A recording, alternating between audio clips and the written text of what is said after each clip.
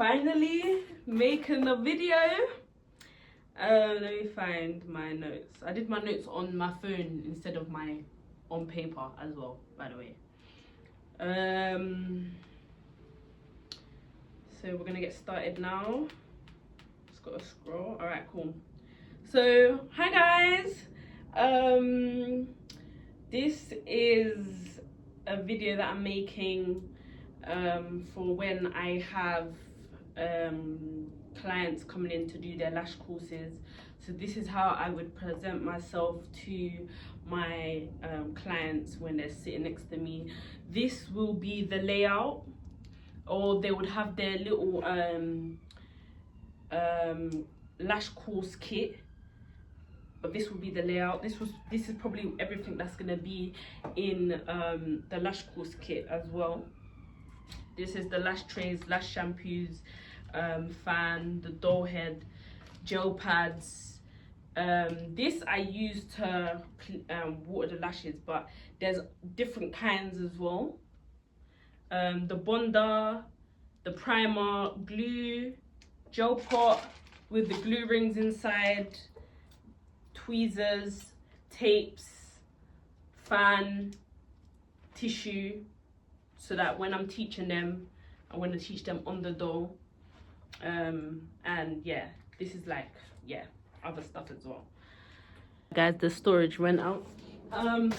Yeah, so with this, you would understand how to lash, the health and safeties, and how to also create beautiful lash sets, and also understanding that not the same lash set doesn't work for every client.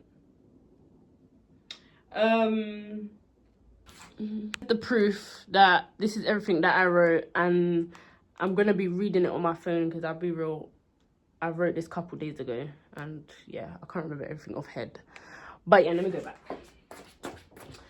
So I'm gonna start over. Hi everyone, welcome to today's lash training. My name is Sarai, and today I'm going to be teaching you the basics of lash extensions. If you're completely new, that is okay.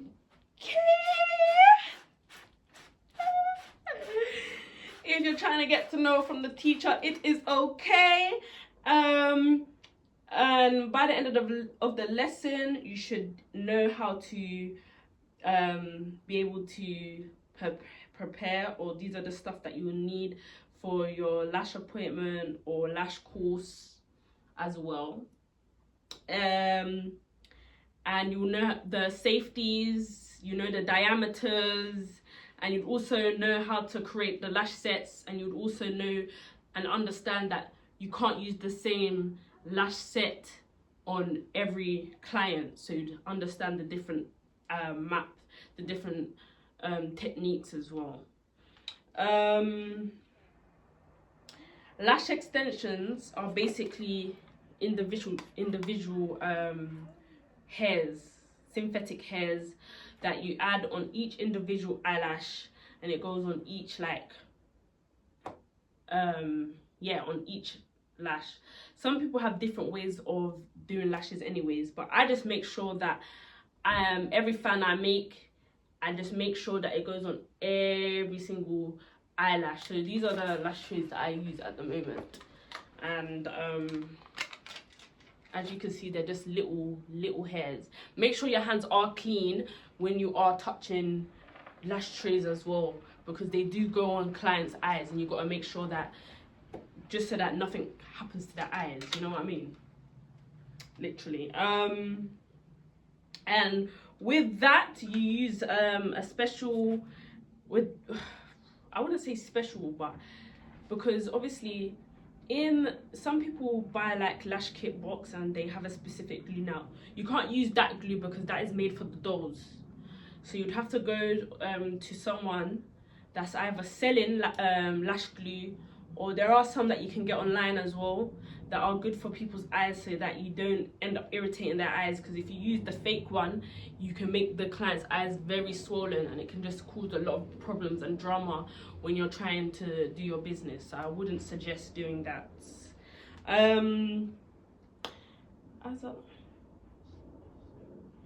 Yeah, your job is to make, sorry guys, this is so off. Your job is to make your clients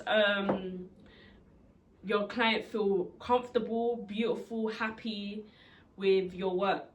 So this is why I also recommend, before you start doing it on other people, have some time to practice, take your time, actually understand what you're doing, because lashes isn't a 1, 2, 3 job. It does take some time and patience, and if you don't have the patience, then I wouldn't really recommend lashes.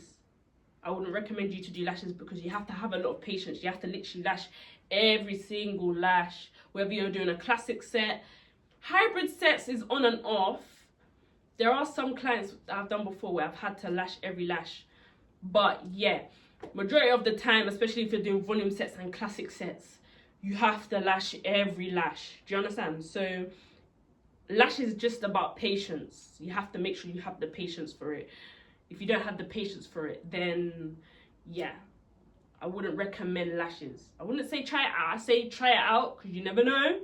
You can find your own technique and you might like your technique. Yeah. There are designs to make lashes look longer and fuller and more defined. As a lash technician, your job is to... Oh yeah, I said that already. My bad. I'm gonna cut that out.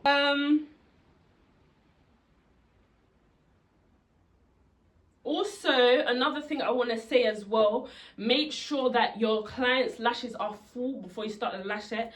Because say, like, if a client, just to stop dramas from happening, if your client says they want full lashes but they don't really have full lashes, bad guys, my storage is creating problems for me. Oh wait, hold on. But yeah, like I was saying, yeah, if the client doesn't have much lashes, then the lash set won't come out as full, and the lashes will be prone to come out quicker, and it will just be too much problems. The clients will keep coming back and complaining, no, my lashes fell out. Yes, that's because they don't have much lashes on their eyes, so you know what I mean. Also, before, this is health and safety now. Before, what I just did was an introduction. This is health and safety.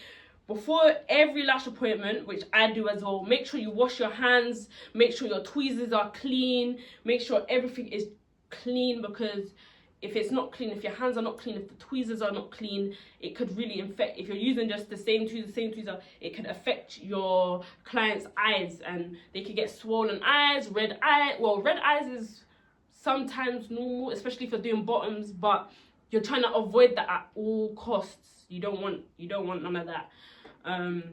Yeah, you don't, because it just causes a lot of problems. Swollen eyes, a lot of things can happen.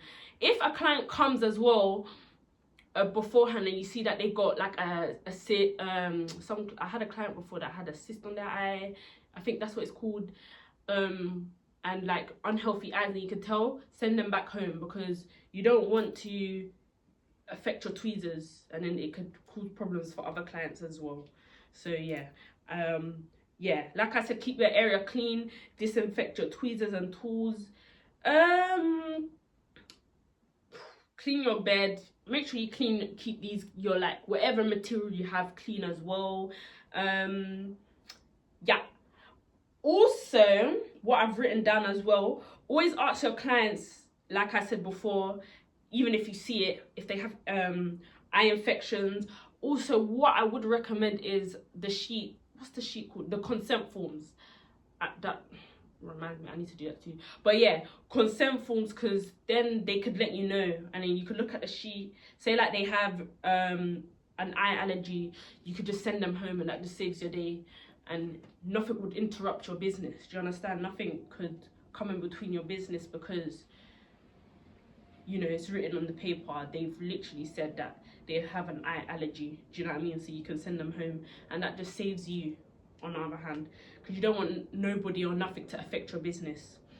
Yeah, so eye infections, recent eye surgery, allergies, very sensitive eyes. I wouldn't recommend doing sensitive eyes, because the glue would just naturally give them an eye infection, and there's not much that anyone could do about it.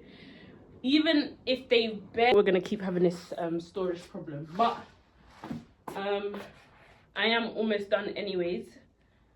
Cool. yeah, so yeah.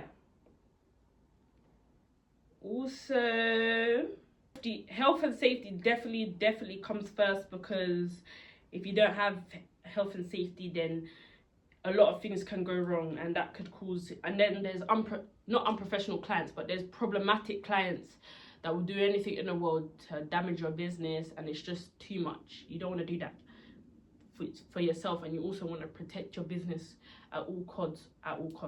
Yeah, 100%. So there's different type of lash styles. There's hybrids, mega volumes, almond shape, doe eye, squirrel. There's all types of lash sets. Wet set, wispy set. There's so many sets. Now, with clients, I could say as well, you could always pick your favorite ones, right? And the right clients will come to you. So say like you just like doing classic sets, you could always put that on your website, and clients that like classic sets will always just come. Do you understand? So classic sets as well, you would use 0.15s or 0.10s, which will give like nice, but I prefer 0.15s because they're much more thicker, and yeah, and I say that they would last longer as well. Volume sets, I would use 0.7s or 0.5s as well. And if you want the mega volumes to be mega full, you'd use 0.3s and 0.2s, because there are 0.2s, but they're just hard to find. So I'd say 0.3s mixed with 0.5s to get the full fluffy set. But if you're doing a volume set, I'd say 0.7s to 0.5s, and try lash every lash. I know you're there forever and it feels like you're there for a long time, but trust me, it's worth it. Isolation is very important. This is what a lot of people struggle to do, because isolation, you really gotta use the tweezers like this, and I'd say use the sharpest tweezers. There's different kinds of isolation tweezers as well, but these are my favorite ones. And use. You have to like find each lash and literally stick with this tweezer, because this is also my favorite tweezer, volume tweezers, and you're gonna stick on that one specific lash. Yes, very good. Isolation also is, like I said multiple times, is using, it's just sticking the volume fan or classic fan, hybrid set fan, whatever you're doing, on one specific lash. Not two, not three, one. This is why you have to be very patient with your isolation skills. Because yeah. Also, if you do stick two together, then again you would have to use your patience to pull them apart without picking it out, because some people's eyelashes are very delicate and soft. So if you pull it too hard, you might pluck out their real lash, and you want to avoid that at all costs. You do not want to damage people's eyes. That's the worst thing you could do. You as a lash tech, you want to keep their lashes healthy as much as sticking on fake synthetic lashes onto their actual lash. Do you understand? Also, don't dip too much glue when you're sticking it on the individual lash, because that causes the lashes to fall out quicker. And yeah, that means you're gonna have people complaining and coming back to you 100 different times complaining. I've dealt with that before, and it's just not nice.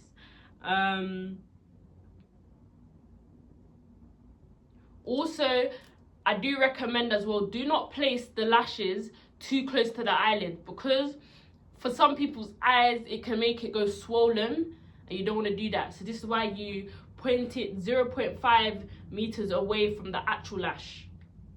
Yes. Make sure that there's good humidity. So I use this to check. Obviously, when you buy your glue in the box, keep stopping. Do forgive me. But yeah, yeah, at the back of the box, the glue will tell you the humidity, so that obviously the the lashes won't fall out multiple times and it won't get annoying and stuff like that. Because some people, they're confused that I'm sticking on the lashes but the lashes keep coming off, and that's because you're not checking the humidity of the room. That's something I had to learn as well. And I would also recommend, when you're doing your clients' lashes, don't let them keep the fan on for too long, because that could mess up the retention as well, and you don't want to do that. You want the lashes to last as long as possible. Do tell the clients, this is the aftercare, tell the clients to avoid getting the lashes wet for the first day. Do let them know that they have to clean their lashes a lot, because if they don't, dirt can like clog up into their eyelashes, and it just is unhealthy. Yeah, you don't want like the dirt to be stuck on their lashes, because then like crust would be stuck on it and stuff, and it's just unhygienic. Let them know that they need to book an info every 2 to 3 weeks as well. That would be good on your end, because you'd make quite a lot of money. Also, if your client have oily lashes, I would recommend you to use lash shampoo. Wash their lashes before this. I mean, you should do it all the time. Wash your client's lashes all the time. I recommend that. You know, don't leave the set without, you know, washing their lashes. But also make sure that their lashes are dried and you're brushing it through as well, so you know that the lashes are dry before you're sticking the fake lashes on top. Sorry guys if it sounds like I'm rushing, it's just that my phone doesn't have much storage, so I just need to do this in good timing. Also, good aftercare keeps the lashes clean and it just makes the lashes last longer. Some clients are different. Some clients shouldn't wash their lashes all the time, because if they do, their lashes can fall out quicker. But that's if they have really oily eyes and they sweat a lot. But they should still wash their lashes. So do make lash kits as well, so you can sell them and people can buy them. And yeah, everything's just easier for you. Common mistakes that people make is they use too much glue. They rush isolation. They forget the consultation sheet. I think that's very important. The consent sheet. I think that's very important. They work too fast. I wouldn't recommend working too fast, but I wouldn't recommend working too slow either. So this is why I say practice on the doll before you have clients. Practice on family members and friends before you do strangers. Because strangers, they don't want to be laying down for too long. Quality comes first, and obviously the speed, like the more you practice, the quicker you do get. But I wouldn't recommend rushing it. I think your lash set should last at least an hour and a half to 2 hours. That's the quickest it should be, in my opinion. If you are quicker, that's good. Just make sure the lashes are lasting long and you're doing the right thing. Always be kind, always be on time. I used to struggle with that, being on time. Just make sure you wake up extra early than before, I'd say. Make sure your workspace is clean. No client wants to come in and is dirty. Do respect your clients. Do create a great experience, as in like always offer them a snack, always offer something, let them know where the toilet is, let them know if they want to use the toilet before, you know, just do little gestures. Make sure you offer blankets, make sure they're comfortable. Yep, check out for those things, because clients like that. Because also another thing I realized, people remember how you make them feel. So if you make them feel good, then they're always gonna come back, trust me. This is the last piece, guys. I think I did a very good explanation. Long.